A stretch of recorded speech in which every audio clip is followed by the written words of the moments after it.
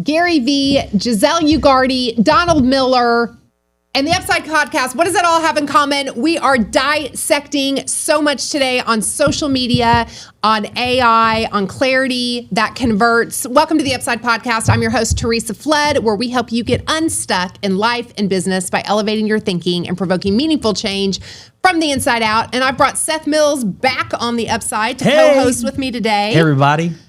You guys absolutely loved our Mega Camp AHA episode. So we decided to do it again for Family Reunion. Yeah.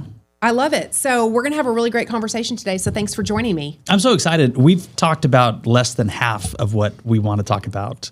I know. Probably like way less than half. We were kind of joking that this could go on and on and on. And really we're just filming Upside episodes for the next, 6 months. But We're not going to do that. Okay. So the first call to action, drop your comments below if you'd like to hear a 6-hour video conversation between us. Yes. So I am really intent though this year. We spend a lot of money going to Family Reunion, investing in this. And I think so many times people go to conferences, myself included, and we come home and we put our notes on the dresser drawer on the desktop, and we implement a few things, but we don't really dive deep and slow down and really absorb the material. And truly, until you can teach it, you haven't really learned it. And until you're implementing it, you haven't really learned it either. So that's so true. And as technology has gotten better, it's really easy to capture really broad notes, which then if you have so much more content, sometimes it loses the context. That's so good. And it's so easy to, like you said, just pack it away in a drawer. Especially, I've got like the entire transcript for all of the sessions. I recorded them on my watch. It made it super simple. Yeah. And I'm so glad that we're diving on this, and we're going to spend like 3 weeks or so unpacking all of this. Yep. It brings it to life. Yes. And I'm already seeing immediately, not just for myself, but the other agents that went with us, we're taking action on it faster. I totally agree. So today, for this episode, we got to narrow it down to 3 big ideas and big takeaways. So we're going to get really specific on the technology piece of social con, of AI. So we're going to talk first and foremost about you are a media brand. And what does that really mean? Gary Vee got very aggressive and stepped on our toes a bit. And then we're going to talk about AI and really kind of some new takeaways that we got this week from the AI portion of the conversation. And then we're specifically going to dive into the power of clarity in our messaging, and are we really getting clear enough in the messages that we're telling, the stories that we're telling, and all of that. So we're going to start though with you are a media brand. Oh man. Okay. Can we talk about this? Gary Vaynerchuk, Gary Vee, as most of y'all know him, had a really hot take. And it came like pretty early on in his speech. No. Yeah, right. Gary Vee with a hot take. I know. Well, he said that we got it all wrong, that it wasn't social media con. It should have been interest media con. And I just want to read a quote from him. He said, social media doesn't exist anymore. Now, that's not entirely true, right? I mean, it does actually exist. It does. But here's his point. It's now interest media. You do not get as much content from people you follow as we used to. You get content with the things you're interested in currently. Think about, like, if you love pizza, then in your Reels feed, it's going to be a whole bunch of people slicing pizza and tossing dough in the air. A brand new account, quote, can now get 100,000 views on its first post based entirely on relevance. And I think that shatters a lot of the myths that we have about being an expert and showing up regularly and talking about ourselves. I met with an agent yesterday. It was like, I am so excited to tell the entire world all the reasons they should work with me. And I just, bless her heart. She's going to be a great agent. I know she's going to be, and she's going to be in for a really rough ride, understanding that she's got to meet people where they are, not bring them to where she is. Well, Giselle Ugarte said, if your feed is a dumpster fire, if you're listening to this, then your life is kind of a dumpster fire, because your feed is a direct reflection of what you like, what you're watching, what you're stopping down on. So kind of to the point of Gary Vee, meaning so much of what we're posting is not even going to our followers. Yeah. It's going to people who are expressing interest in some way to the type of content that we're creating and we're posting. Yeah. He was one of my favorite things he said was, if social media is not working for you, it's because you're not good at it. And I thought, okay, well, there you have it. Yeah. I mean, really, and there's so much truth to that. Because it's working for so many people. True. And so if we're not getting the results, could it just be that we're not good at it yet? Or we're not consistent enough yet? I love that. How do you get good at anything? It's time on task over time. Yes. Creates excellence.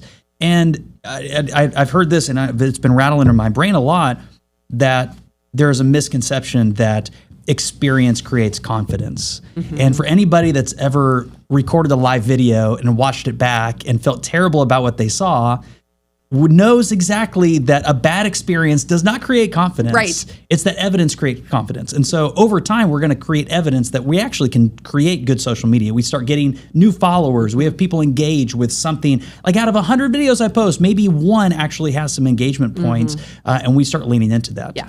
Well, and confidence is also created when we keep the promises we make to ourselves. Yep. And so there's an aspects of confidence that will be created by saying, I'm going to put myself out there on video. I'm going to do something that's really uncomfortable.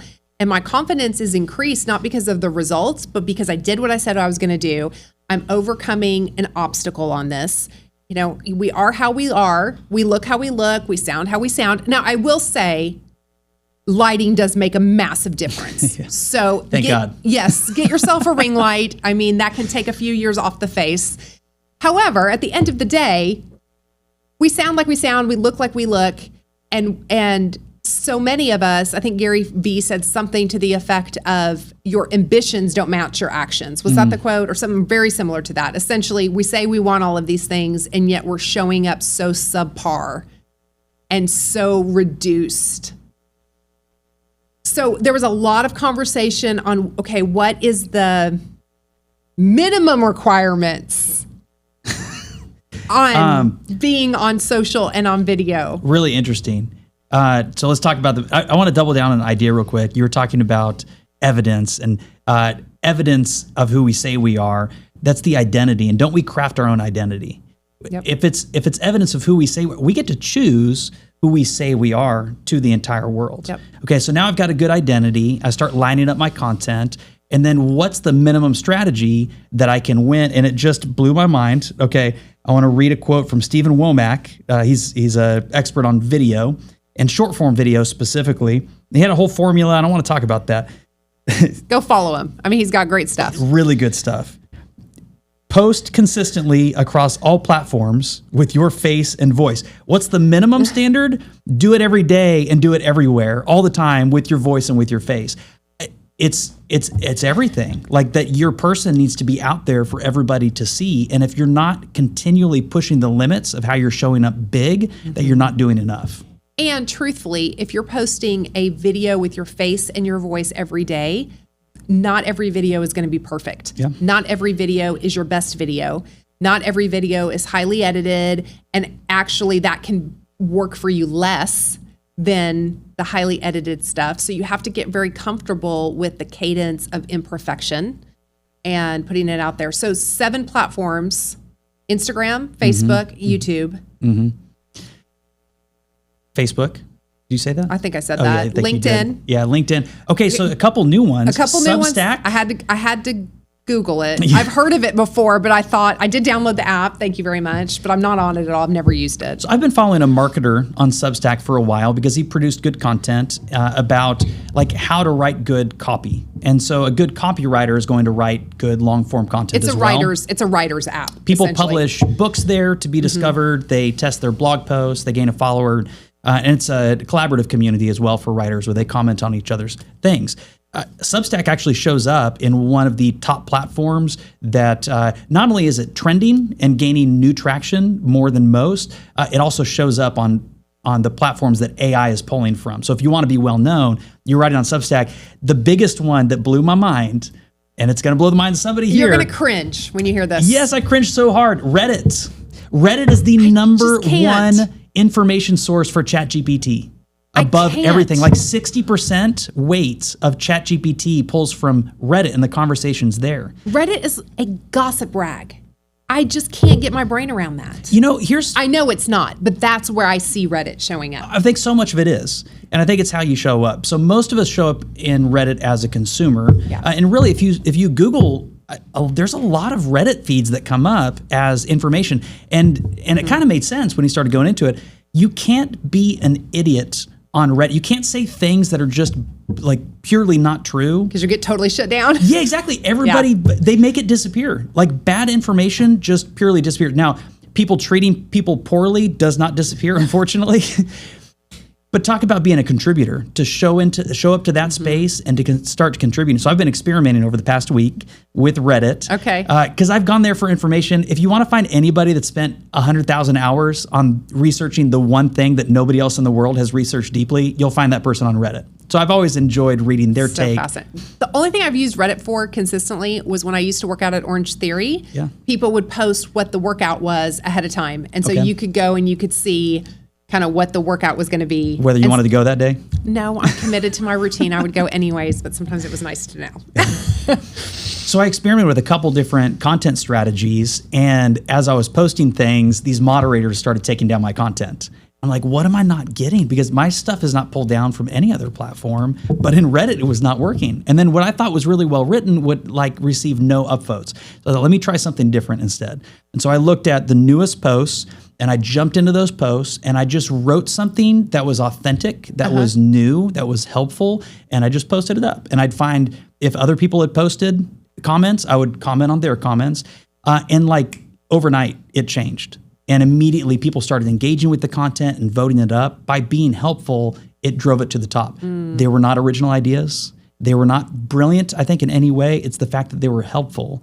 And I got to believe over time, if I continue to post that kind of content, that's the kind of thing that ChatGPT pulls from to say, this is a helpful person that is knowledgeable in this space. Right.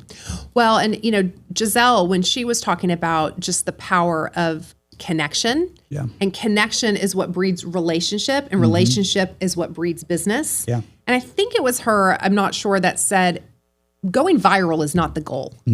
That really, sometimes that can actually hinder us because we have then followers and people that are never going to buy from us. It's not about going viral. She said it's about being viable. And the ultimate goal of social media is not social media. It's what it's going to lead to with connection, with relationship. And so it does have to be also a two-way street. I think sometimes we get so concerned also about what we're posting as opposed to what we're commenting and how we're interacting and how we're showing up on other people's pages and how we're responding to DMs and how we're dealing maybe with crazy people that are posting weird stuff. But being sure that it is interactive and that the point of it at the end of the day is connection that leads to relationship that leads to business. I love that. Okay, so Giselle had some really good advice. I'm kind of reading ahead on here, but she said, before you start filming a video, she said, close your eyes. I want you to think of one person that you would love to see your content, write their name down. And when you're about to film a video, actually say their name out loud. Yes. And then in post edit, like before you post it, just cut out their name. But then you're like mid-sentence, you're talking directly to that person. And so if you want engagement, and that's going to be authentic too, because you're not going to include a bunch of BS that person doesn't want to hear if you know you're speaking directly to them. I also think back to Mega Camp, Marcus Sheridan talked about all of the content that you create online either builds trust or it diminishes and it creates space between you and the consumer or between you and AI.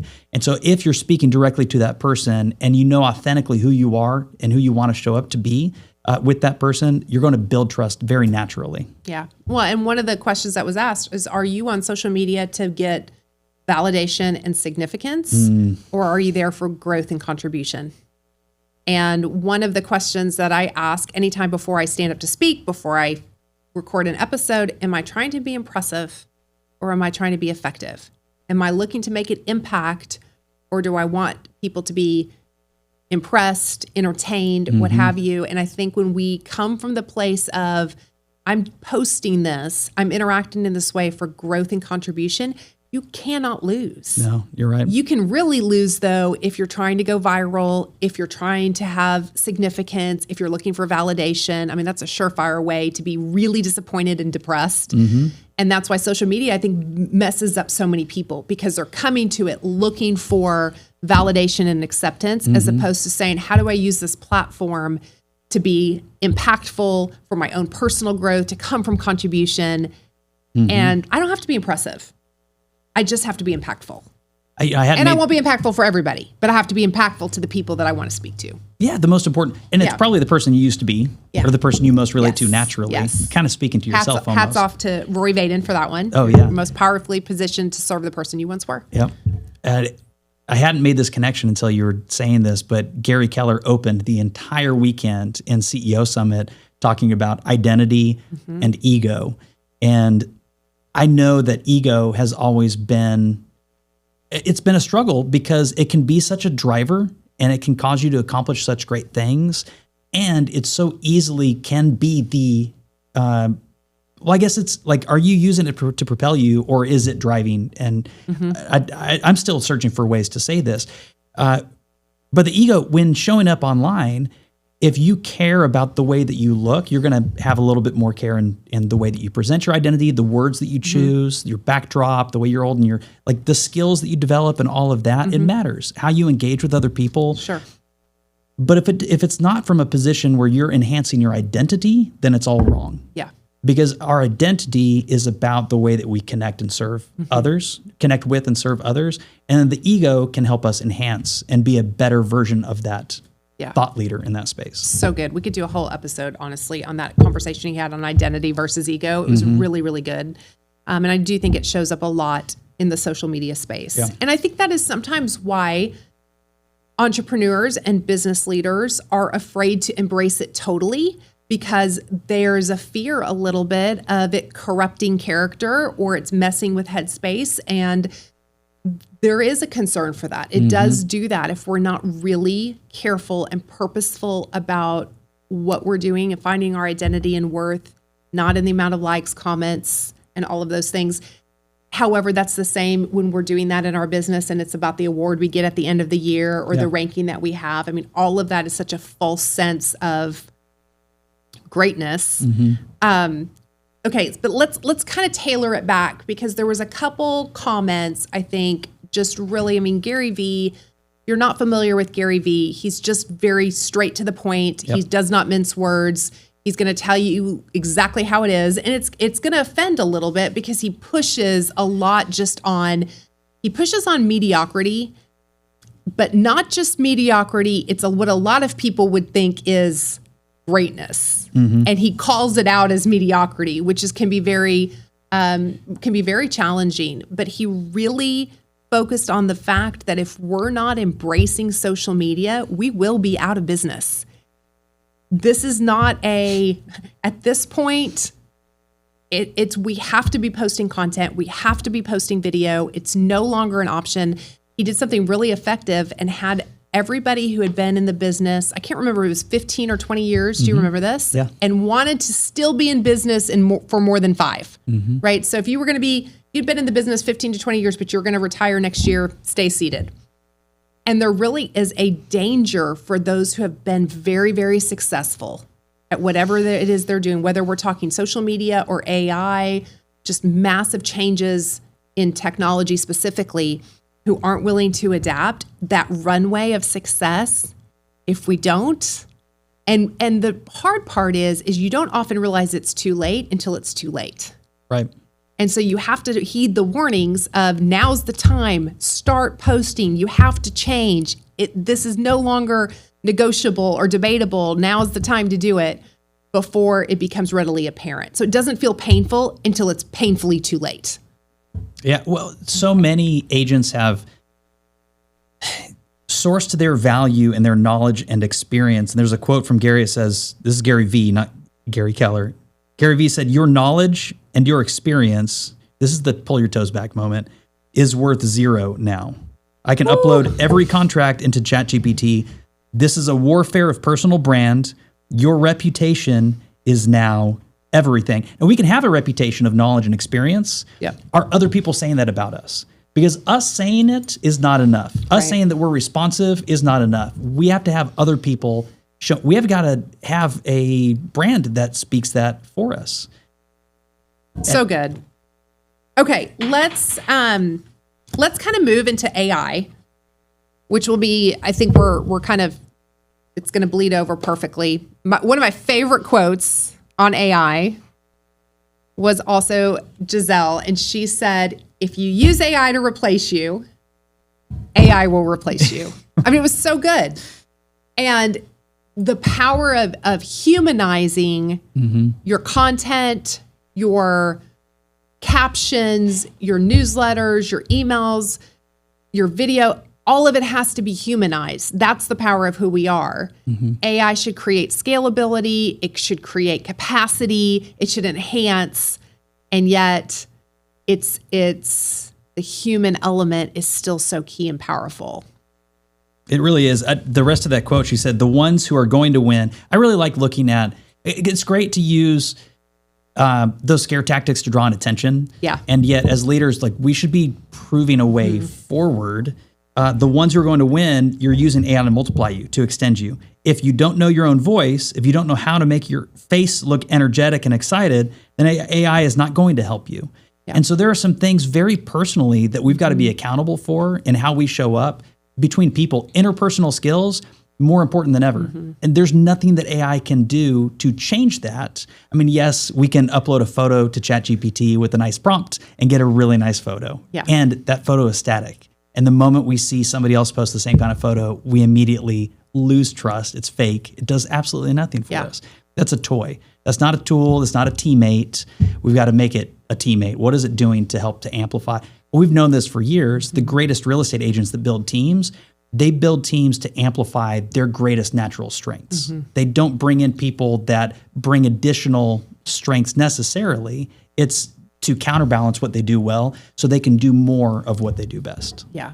Well, and I think we're even seeing a little bit of a swing on AI in that people are sniffing out completely AI generated content. Yep. They want humanness to it. Doesn't mean AI is going away. Like, so for anybody who goes, see, yeah, people are sniffing it out, it means AI is going away. AI is definitely not going away.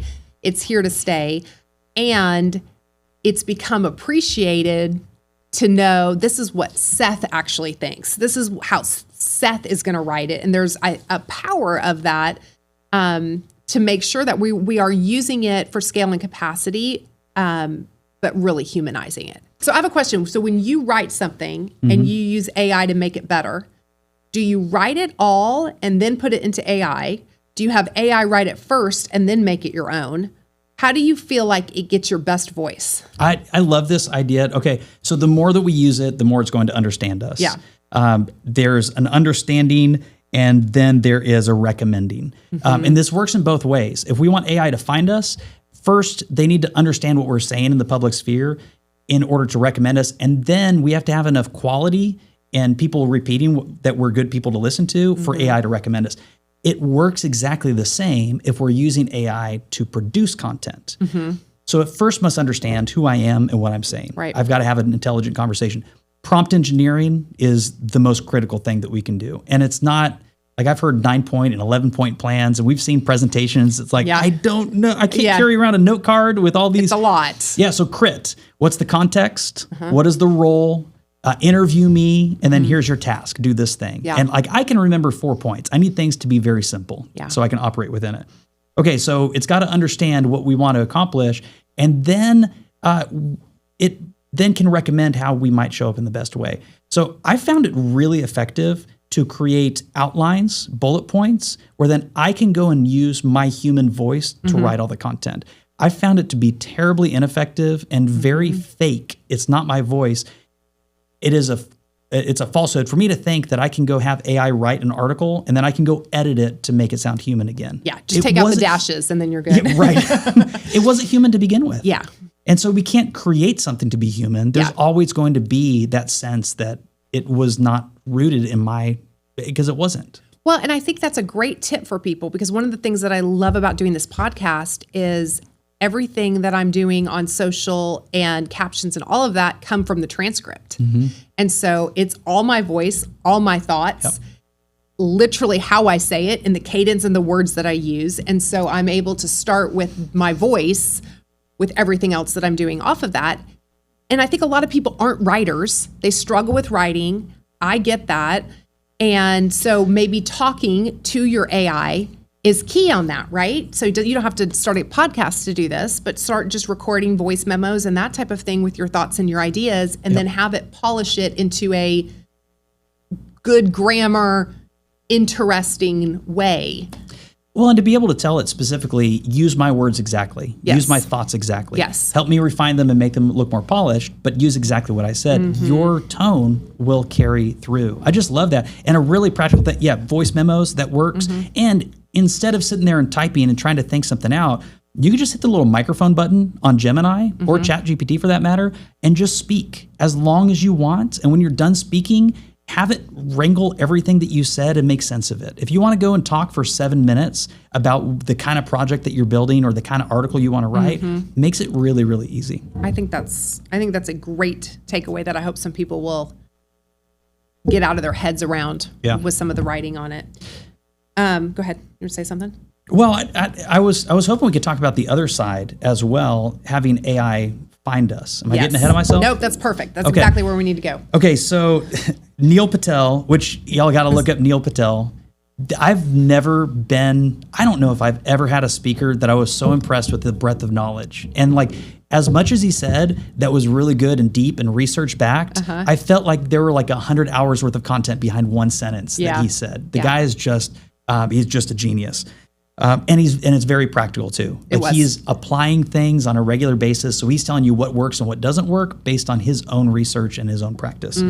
He said, I've been in marketing for 24 years and quote, I've never seen a higher converting channel than ChatGPT at its beginning. It can easily convert 2 to 3 times better than email and text messaging. So if we're not taking it seriously to have our content be understood by AI and formatted in such a way that it can be delivered intelligently, we're missing the boat. And this is something we got to start now, because there's no way that as a person, I'm going to be able to create enough content today to be found by AI. I've got to do it today and every day. This is why in our previous conversation we were talking about, it's an everyday on all platforms with our face and our voice, all of it, because there are professional marketing companies that want to squeeze us out of this space. Sure. And if we don't do something about it, they will. Yeah. So at Mega Camp, we had Marcus Sheridan, which you referenced him earlier, and I would tell everybody that is an incredible book, Endless Customers, and it really gives you the blueprint. I don't know that from what I have learned about AI, to me, that has been the most tactical, implementable system to understand how to get found on AI and the kind of videos you need to be creating, what kind of questions you need to be asking. And so I would encourage anybody to go get that book, to read it, to start implementing it, because it was really solid. So you and I are working on that for Keller Williams Dallas Preston Road, and we're starting to create videos that are asking questions that our consumers are searching, agents are searching online. So we'll post our results shortly. Well, it'll take a little while to get results, but we're absolutely starting to implement that. And it does take time. I mean, it's a slower process. It doesn't happen as fast as we would like it to happen, but we know that's what's going to make us successful 2027 and beyond. Yeah.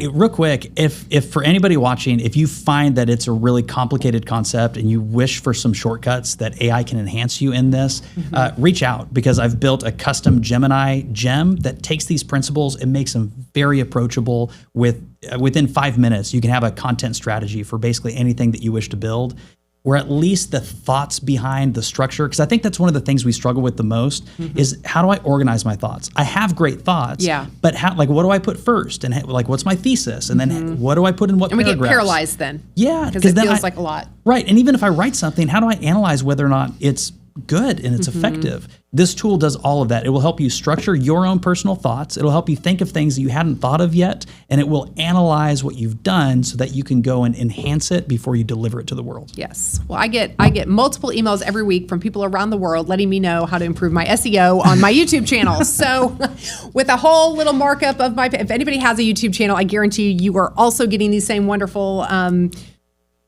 Can I make a request on your behalf? Yes. You just drop them in the comments. If you want to tell her how to enhance her, just drop them below. Just drop them below. That would be great. That would also be helpful, wouldn't it, to all of that. Okay. So any other things on AI really specifically? Yeah. Okay. Just a couple of things, really solid quotes. AI can format the data, but you must deliver the human connection. There's a section they were talking about discoverability and local market. Like, how do you create that? And hyperlocal, which is really neat because Zillow and these other like big media companies, because I mean, make no mistake, Zillow's always been a media company. Right. They're just approaching it in such a way that we didn't realize it. They're going to own a lot of spaces that are very, very challenging for us to ever even squeeze into. And even if we break in, we have like a sliver of the market share. But your neighborhood, you can. So hyperlocal, long tail search terms. AI recommends agents who are cited across third-party sites. So back again, lots of things. Put your content everywhere. Make sure that you're talking about your neighborhood and what do people want to know about your neighborhood? What do people want to know about the city that you're moving to? What neighborhoods are people moving from that they're moving to your neighborhood? What states are they moving from to move to your city? If we ask ourselves these questions, there's some really logical stuff that we can build out. And just make sure on your video, everything needs captions because it's not listening to video. It needs captions, and then it needs to be in the title, and it needs to be in the captions, not the description, the transcript and the description. Yes, all of that has to be in there. Overkill. It seems like overkill. Well, and this is the beauty of long form content, is that if you start filming longer content, how do you repurpose that content multiple times? And this is how you start thinking about scaling. Because it's very overwhelming to think I have to post a video with my face and my voice every single day. And if you're trying to come up with something completely new and brilliant every single day, they never said it has to be a completely unique idea that you've never posted before. Right. So how do you take one filming session and then you break it up into multiple content? So for instance, for the upside, we drop an episode every week. So there's an episode drop reel. There's multiple clips of the reels that are posted. There's a carousel post. There's a quote post. There's about to be more B-roll posts, all on the same topic. I'm not coming up with new concepts. So anybody can take an idea or a theme for the week or the month and then say, okay, how do I take this and repurpose it multiple times? Same thing across multiple platforms. Some of it is a little bit different, what you're gonna post on multiple platforms and how it's gonna post. Sure. But the same idea, the same question that you're answering, it doesn't have to be completely innovative every single time. And then you can repurpose it. Right. You got to create the content in the first place in order to have anything to repurpose. Well, that is true. So we got to start. So I think about Jay Shetty closed out the entire family reunion. And he talked about his thought model for times, like the habits that we build that develop resilience. And I started doing a little bit of research because actually it's funny, he didn't give the S in the model. He talked about sleep, but I don't think he ever put it up on the board. And it was just time on the board. And I found that speakers do this intentionally so that you go follow them, you search, like, what is this thing that he didn't finish in his presentation? Okay, so I encountered, he's been talking about time, not times, for a really long time, but the I has been 3 different things. And so even he's taken his keynote speech is the product of content that was not perfect when he issued it. Yeah. And it was not perfect when he revised it. And I would imagine he would say it's still not perfect today. Yeah. And yet he's paid how much to go speak on big stages with imperfect content that he delivers very effectively and very confidently, knowing that it's kind of a living, breathing animal. I just think that's so good. I think we get so overwhelmed with all of the things. And ultimately, nobody is going to do it all. You can't know it all, do it all, or have it all. And we tend to go very, very broad as opposed to going deep. Yeah. Let's double down on this. Let's talk about this more. Let's get really clear on it and drill in as deep as we can go. And then say, okay, I'm going to expand. And if you tie that back to Rory Vaden, who has the company Brand Builders, he talks about Sheehan's Wall. And the idea of if you're going to go from unknown to be known, all of us are unknown to a lot of people and a lot of our customers and consumers and people that we want to know us. The only way we're going to get from unknown to known is to go through start punching at the same piece of the wall over and over. And what so many times we're going here and there and, kind of a shotgun approach, and we never actually punch through. And we get complicated. And complication doesn't scale. Simplicity scales. And so keep it simple, stupid. Well, also, if we are hidden everywhere and it's not effective, we get really tired. Yeah. And we may not have the energy that's required to finally break through. Yeah. Just burn ourselves out. This is, I think, a perfect segue to the idea that clarity converts. Clarity converts. Right? So in order to deliver clarity, we both have to simplify our message. We've got to come at it from a bunch of different angles, and we got to repeat it over and over and over again. This idea of Sheehan's wall. I got to know exactly where I'm pointing, not anywhere else. I got to deliver all of my content right there, and I got to be willing to come back. Even if I've struck at it 100 times, I'm going back again for 101, 105. I'm just going to keep going until I break through. Yeah. Well, great leaders say things until other people are saying them. That's also great marketing, right? When other people are singing your jingle, when they're repeating your slogan, that's when you know you finally got across. And that doesn't happen typically after one time. I mean, that's the outlier. It's multiple times of the same message and getting so clear. And the challenge a lot of times, the reason we're not clear is that we're not clear. Yeah, true. We don't know who our ideal client is, or we don't know what our target neighborhood is or price point if we're talking real estate, or messaging is we're afraid to kind of niche it down for fear of missing out. And so we'll never have a clear message if we ourselves are not clear. Well, you talked about jingles, and by the time anybody can recite a jingle, everybody else is tired of hearing it. Yeah. And think about whoever created that jingle was tired way before anybody else was tired of listening to it. Yeah. We got to repeat. Okay, so some practical things. Donald Miller, an expert on story brand framework, has been the thought leader in this space for a long time, said, quote, "The lower the cognitive load, the more people place orders. You're probably so close to your business that you're assuming they know more than they actually do." You actually had a conversation with somebody in a previous podcast episode that talked about, what did he say? Nobody knows what you know to the level of what you know. Right. But we that's feel Dr. like, Bridwell. Dr. Bridwell. But we're so close to it, we don't even realize that. So to be intentional, to step back and say, okay, if I had fresh eyes, would I even understand the terminology that I'm using? Okay, so I had a really cool appointment earlier today with an agent who English is their second language, and they just learned English, if I can even speak English in the last 2 years. Wow. She sounds amazing. I was blown away when she told me she had just learned it in the last 2 years. And what she said was, sometimes I struggle with the terminology, so I just explain what it is. And I told her, I said, oh, well, you have a huge advantage, because all of us should quit using the terminology, and all of us should be explaining the word and saying what it means, not saying the industry term, if you will. So they put, one of the speakers put up on the board or on the screen all of the industry words in real estate that we should quit saying. And some of them are really simple, like buyer, seller. These are not, quote, complicated words. Closing, right? I mean, we take for granted that everybody knows what closing is. That's a very industry term. So really getting comfortable with saying, I'm not here to sound smart. I'm here to be clear. Yep. And we're not trying to impress you with my knowledge. I'm here to help you understand something. So Giselle spoke on this, and she said, quote, "People don't care about your credentials. They just want you to be able to solve a problem." Yes. And she was saying it at the end of this conversation. She talks about terms like inventory and CRM and escrow and dual agency. She said eradicate them from our vocabulary, which I don't know if I'll go that far, but maybe from my consumer-facing vocabulary, because if people don't, like if they tune out because they don't understand one word that I say, then I've missed the mark. Because maybe there's really helpful things after that. I'm there to help them solve a problem. And if they tune out because I'm solving it the wrong way, they may not understand. People are there, they just don't care that we know things. Yeah.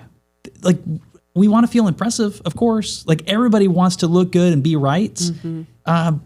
But that means the consumer wants to look good and be right. Yeah. And if they don't understand our terms, they don't feel very good about that. Yeah. Well, I think, and especially on video, because you have to capture that interest. Yeah.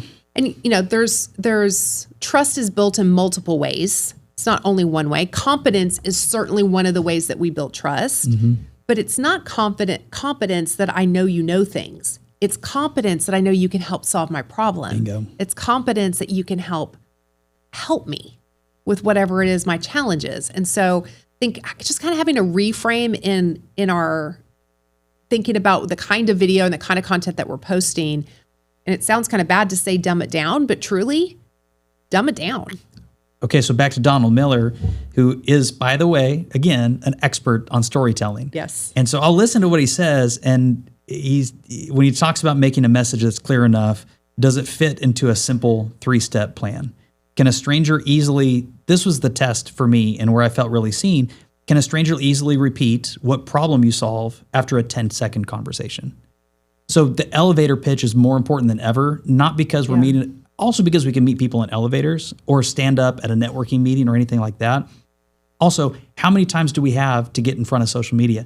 What problem do you help people with in the upside? We help you get unstuck. Yes, I know that immediately. And you could have And how many times have I said it over and over again? Are you tired of saying it? I'm actually thought about changing it because I'm so tired of it, and I understand that that's not key. Right, but I know it, and I can repeat it. I think I have opportunity to get even more specific and narrow in on what. Right. So, okay, Donald Miller's story about this is so interesting. So he was on an airplane, headed out to speak to a keynote speech, and he sat down next to a guy at the airplane. He said, hey, I broke my cardinal rule and talked to the guy next to me because he was reading his book. And so he just said, hey, I see what you're reading there. You like the book. And the guy said, oh, I love this book. This is the greatest book. I've read this book multiple times. And Donald Miller's like, oh, wow, that's awesome. What do you like about the book? And starts asking him questions. And the guy is clueless. His photo's on the back of the book. His photo's on the back of the book. The guy is absolutely not clued in at all to the fact that the author is sitting there. I mean, thank God he liked it, although that would have been some really honest, brutal feedback. And he was asking him questions like, what do you like about this book? And, how has it helped you and all of this? And he said, the longer the guy talked, the less I wanted to read the book. Because it was so unclear. He wasn't able to articulate what was the one message and who should read this book. If somebody needs to he said, I realized I was really good at writing 300 pages, but I was really bad at writing a back cover. And getting it has to be so simple that anybody can understand it, that it's duplicatable, that it's repeatable, and that there's no question about the specificity. Thank you. That could have gone really long for me to finally figure that out. We're here to help each other. Thank you. That's good. English is hard. Well, to be very specific about what you do. So I'll give you 2 examples. One, I've been training myself to repeat this about myself, and because it's rooted in the problem that I help agents solve, I help agents become more productive with their time and their efforts. And I can tell you that in less than 10 seconds, and if I tell you enough times, you're eventually going to be able to repeat it back to me. Here is what Gary Vee said about selfish content. Quote, I believe the reason most of you struggle, and it's sidebar real quick, Giselle made a really big deal. She said you over and over again, not you guys, not these people, speaking directly to her audience. And Gary Vee, I noticed the same thing. I believe the reason most of you struggle with social media content is because your content is selfish. Buy this home for me. Come to my open house. He said, instead, be the PR agent or the mayor of the town you sell in. And how specific is that? I'm probably not going to reference a zip code, but if I know within the zip code, what are all the different ways that people see that zip code? Is it a neighborhood? Is it a part of town? Is it referenced by the location compared to something else? Is there a major community? Is there a major feature that people gather around? And I go talk about that. I talk about the businesses that are there, the people that things love about, the culture, the activities, all of those things, the reasons that people move there, the reasons that people stay there, the things that those people have in common. And it's so easy to list those things out because we live and we breathe it every single day. That's specific, that's relatable, and that solves those people. That's why people move there in the first place, because they want those things. And then you're sprinkling in some personality with some personal content here and there so somebody can say, I like her. Yeah, she's not my cup of tea. Yeah. And you have that connection, and yet you're still going to the problem that they solve. I cannot remember. I think it was on CEO Summit. They put up the email. Who did that? They put up the email where it had all of the I's all throughout the email, and they changed it from being very self-centered. I want this. I want to follow up with you. Please contact me. Yep. Oh, it was Jenny Wood.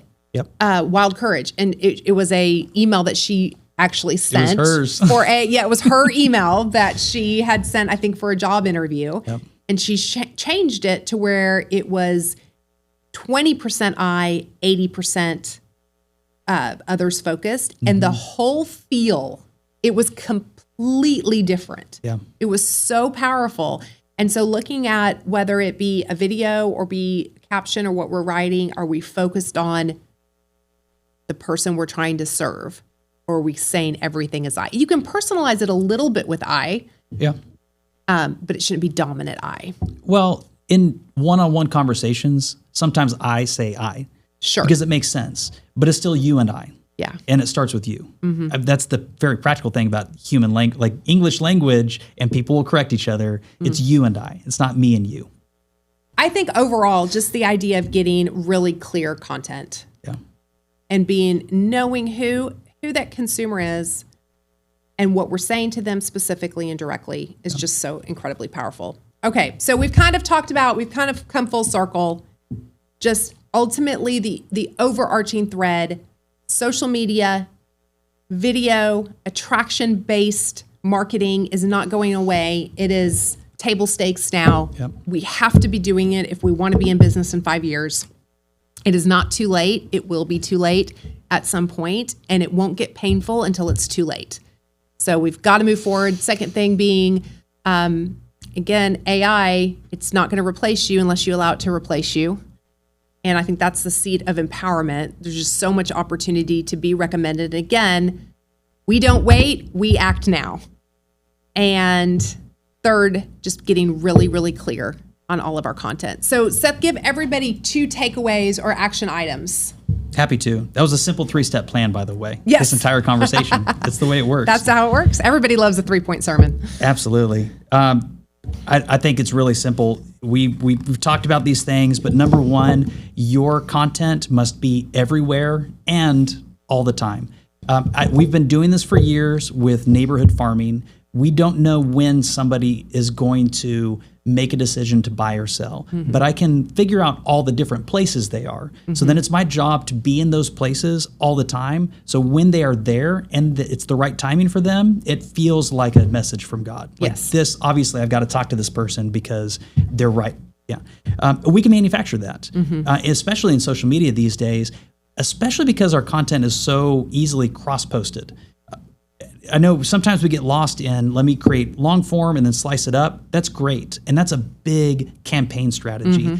What does that look like? Simply, did I write an article and can I post that on 7 different places? Yeah. Did I record a reel and can I put that on YouTube, Shorts, Instagram, and Facebook, and Vimeo, and TikTok, and multiply it out? Yeah.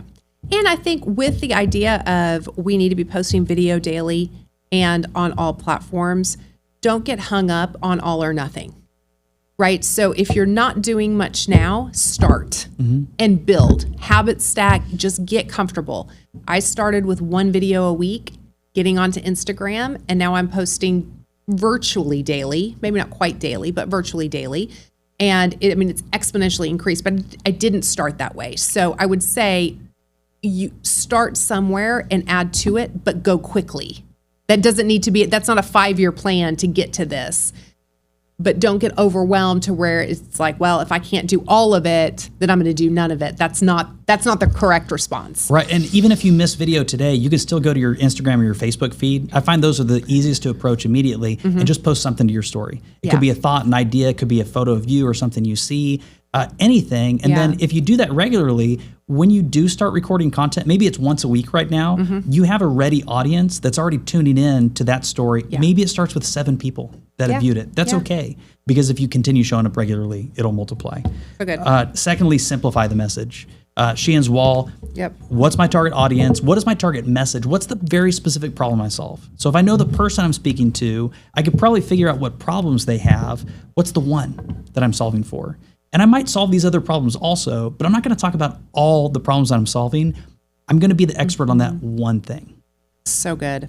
I think my action item to everybody would be, you brought it up about speaking to the camera with the person's name.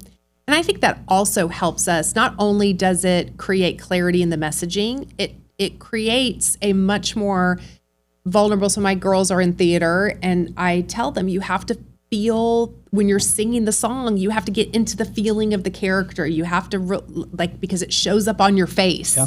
And so sometimes we're reading a teleprompter, we're going off the script, and we get a little bit static. But if we really think about who we're talking to and what we want that emotional impact to be, we're going to look better. It's going to be more impactful and more effective because of that. So, okay, this has been awesome, Seth. Thank you so much. So everybody, be sure you have subscribed to teresaflood.com. And we do send out bonus material training guides for you when you are an Upside subscriber. Next week's episode is going to be more conversation around a family reunion AHAS, but we're going to talk about leadership and how that showed up in all of the speakers and content. So Tommy Flood's going to be with me next week, so be sure to catch that episode as well. But as always, when you invest in your personal growth every single day, it's going to yield you great returns. Appreciate you tuning in. And as always, keep living on the upside.